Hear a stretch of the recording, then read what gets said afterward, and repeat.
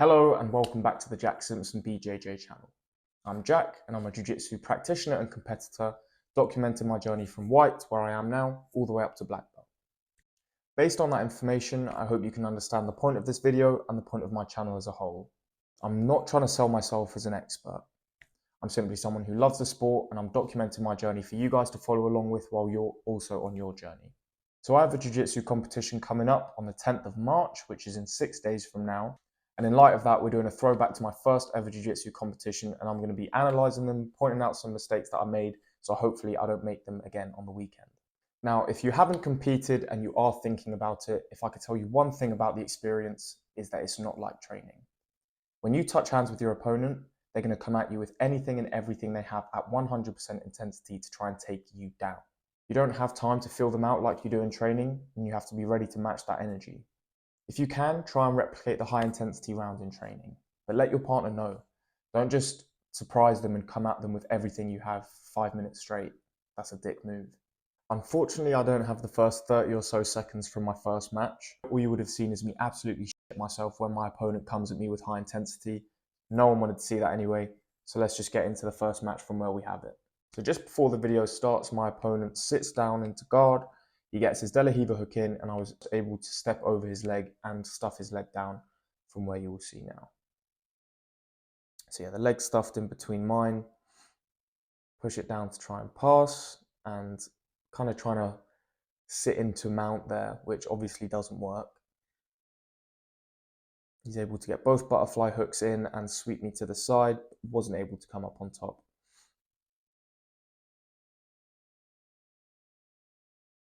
So there, I just was extending my arm all the way across his body, and that's really not a good idea, as it opens up a lot of submissions, a lot of sweeps, as I have completely no base over that side, and he can control it with his cross arm as well.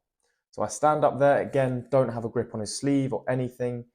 He tries to go for an armbar, tries to go for the sweep there as well, but I was able to stay heavy and prevent that sweep from happening.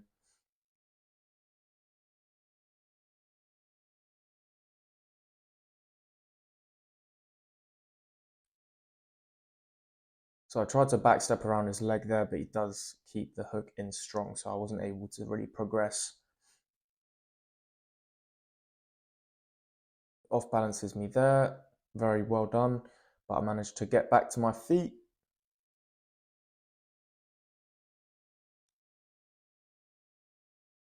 So yeah, he's able to sweep me there, but again, I come back up and we go off screen for a minute here, but just bear with, it's coming back.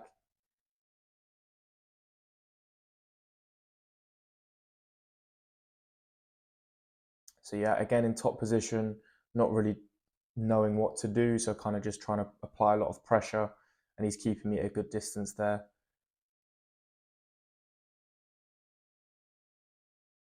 And a nice sweep there, comes straight up on top and controlling my legs very well from him. Did try a triangle, but obviously it didn't work very well. And come up into top position again, but he's got his hook in there, so not really much danger from me. So as you can see here, I already look pretty tired, and because I wasn't very conditioned at all. I hadn't been doing any running or anything like that. And at this point, I'm just wasting loads of energy because I'm trying to circle him and he's got his hook in, so he's just preventing me from doing that. And there's the sweep. And he sits back down. This guy didn't like standing very much. Go for a single leg, fails, but did manage to get a little trip.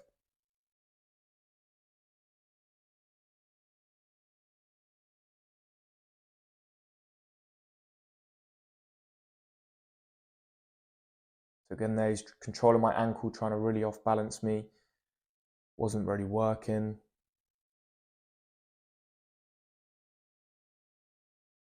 And he did get a nice little spin there. And then again, arm all the way across over his body, and he finishes with the armbar. So fair play to my opponent. So when he's in that open guard position with one of his legs inside, the main goal for me should to be completely stuff that leg in between mine to take all power away from it. If all power's away from that leg, it's 4 limbs against 3, and obviously that's a massive advantage in my favour. Knowing what I know now, in that position, I would have knee cut over or smashed past him and capitalised on that position. Another thing I learned is never put your arm all the way across over your opponent's body. Centre line's okay, same side's okay, never all the way across.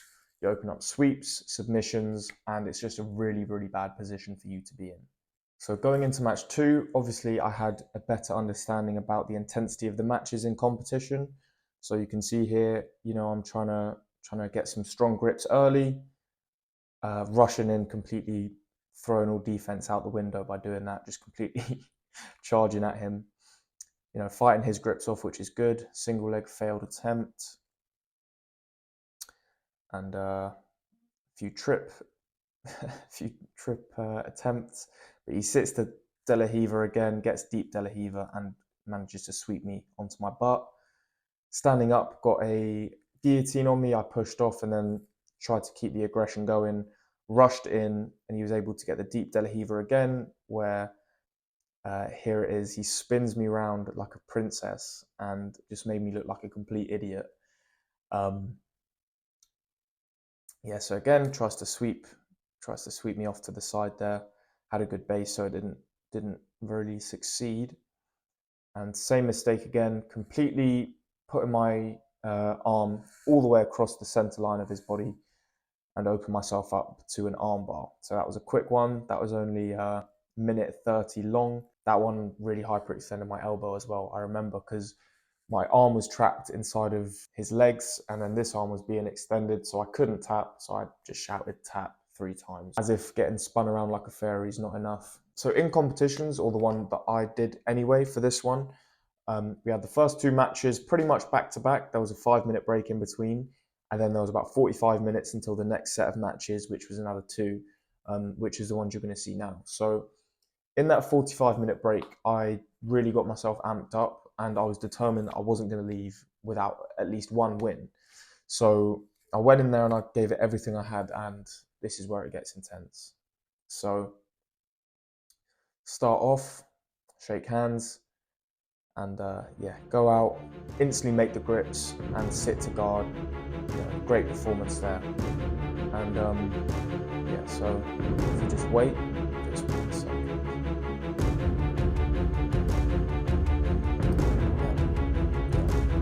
It's coming.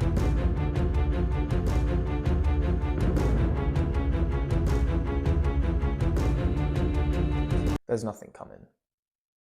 Essentially, this match, I stalled. And I didn't really want to stall, but I had him in my guard and I didn't want to lose the position by doing anything stupid. So I'm not going to make you sit through the whole thing.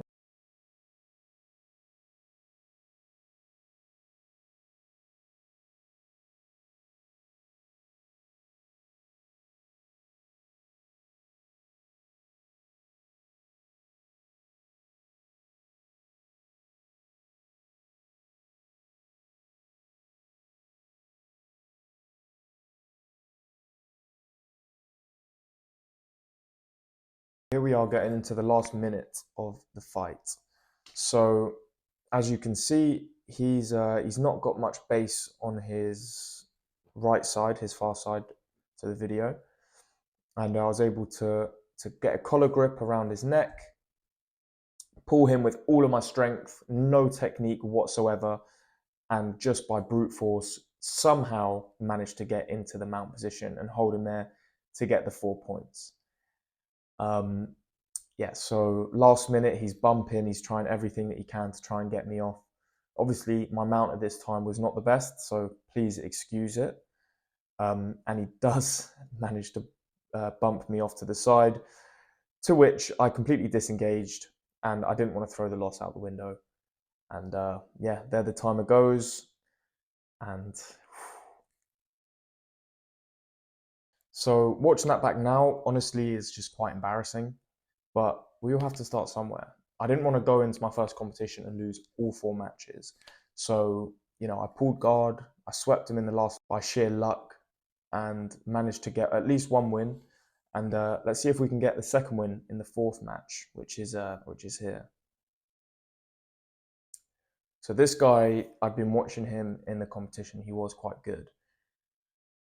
So I wasn't too hopeful going out, and that's obviously not the right mindset that you need to have. But I did bring the aggression, tried to get the grips early, and he was able to sit into his guard there, lock it up.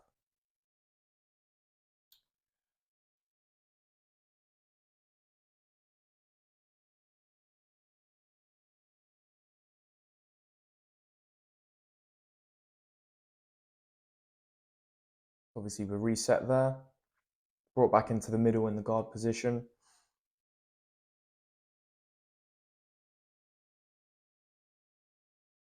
Tried to stand up with no grips on his sleeves again, silly mistake. And tries to go for the sweep. Luckily, was able to stay heavy, and there he got me in a leg entanglement, and I was a bit surprised at the time because I'd never even done anything to do with legs at that point. And so I keep trying to circle and then end up walking myself into a triangle. Tried to stand up to stop the triangle and open myself up to an armbar. So there are all my clips from my first ever jiu-jitsu competition. Unfortunately, despite my world-class performance that you've just seen, I did not progress into the semi-finals. I was shocked as well. So I had 4 matches, lost 3 by armbar and won by pulling guard and sweeping. I didn't see that as a defeat. I saw it as a lesson. So I did write some things down after that competition that allowed me to perform significantly better in the next one. The breakdown for that competition is also live right now on YouTube. If you're interested in the progress and the improvements, go check that out. I'll link it in the description. So the first one is be ready to bring the intensity. In training, more often than not, you're just doing light technical sparring, and very, very rarely do you do full 100% sparring. And it's a weird adjustment to have to make in the moment. So if you can, as I said earlier, try and replicate the high intensity rounds with a willing partner.